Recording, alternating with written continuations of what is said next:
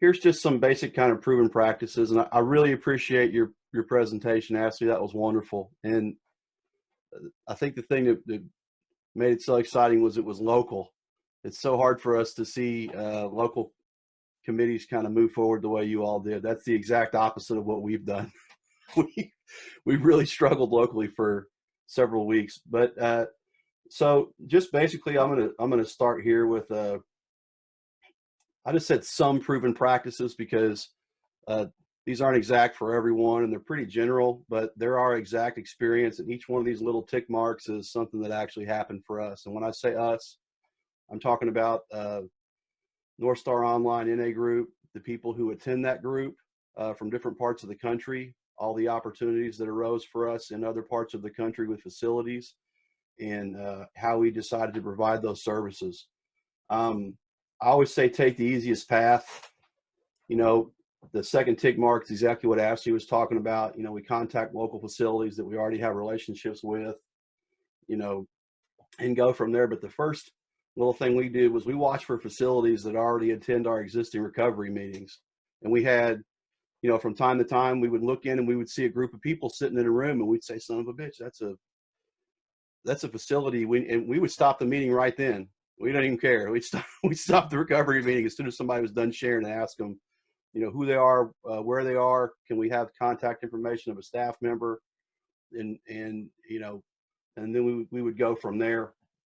You know, and so that was for kind of, you know, groups and these opportunities as they arise. And as individuals, you know, I always like to say if you're looking to volunteer and you want something to do, you know, try to join an existing effort before starting your own, because it's a sharing responsibility across more experienced places is always a good practice for mentorship and just making sure that it's going to succeed and go longer.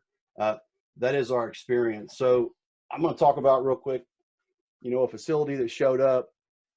We do the Sunday webinars that some of you guys come to, and we actually had a facility because that webinar is listed on Virtual NA as a service webinar. And a facility showed up to it thinking it was a recovery meeting, and so we stopped for a second and talked to them, got the contact information, and they're up in Massachusetts.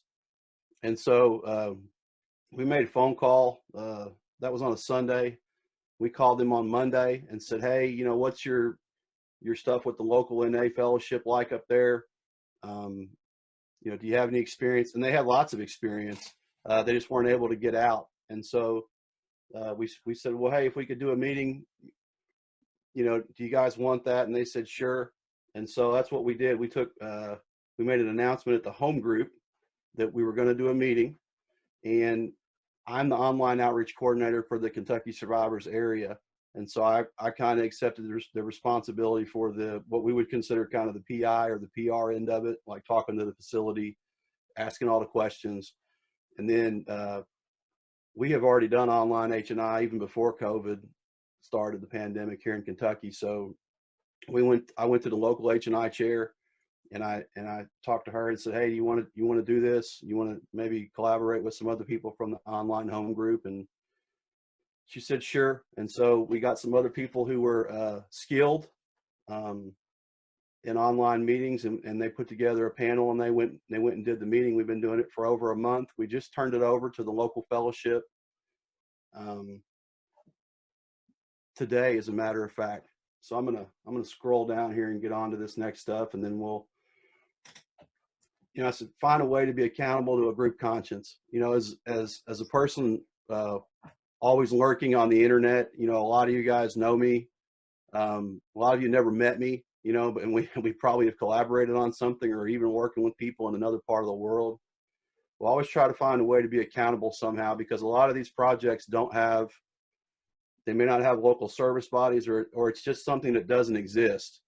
You know, there's definitely a need for it, and we try to figure out how to, you know, how to provide the service in a sensible way, not stepping on anybody's toes, but also making sure that a need is being met.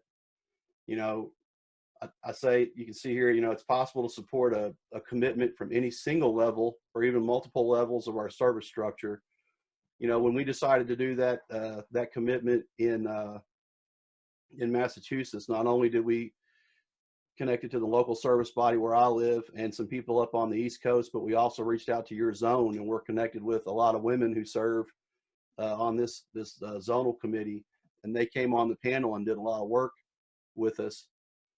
You know, something I can't stress enough is communication, because, you know, we're kind of writing the book as we go with a lot of this stuff. I mean, most of it's common sense, and it applies in our you know, our face-to-face encounters and our local service bodies. But, you know, when all of a sudden you're thrust into a space with people that are all over, you know, you got to figure out how to communicate clearly. And, you know, so I've said, you know, clearly define all tasks involved in the commitment and delegate them between your volunteers. You know, so, you know, establish and communicate an expected length of time for the commitment with each facility.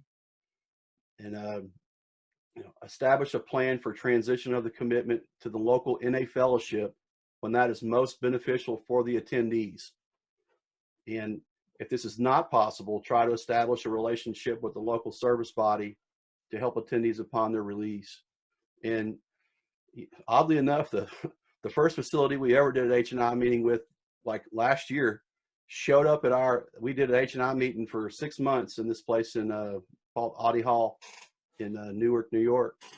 And after about 6 months, they decided that that they weren't HIPAA compliant. They had some new staff, and so the meeting stopped. Well, that facility showed up last night, you know, to our recovery meeting, our general recovery meeting that we do.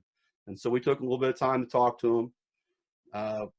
I reached out to some local members that I knew in the Finger Lakes area, and we made sure before they left that they had local phone numbers to contact when they were released.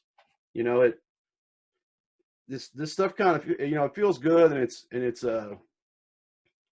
you know, it makes you feel good on the inside to help somebody, but sometimes it's better for the local people to do the work and do the help, because they can help better than we can.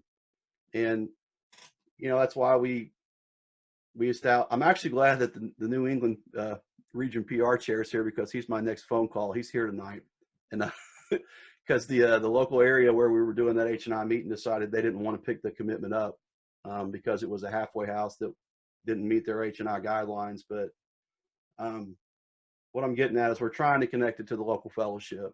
You know, it's you know, pick the ball up and run with it for a while, do the best you can, and then make sure that they get what they need from the locals, if you can do that. There's sometimes that there's not a local committee, and that's not the case. That like Danny was talking about, there's different cases and different situations, and that's not the situation for this one facility. So we were really glad to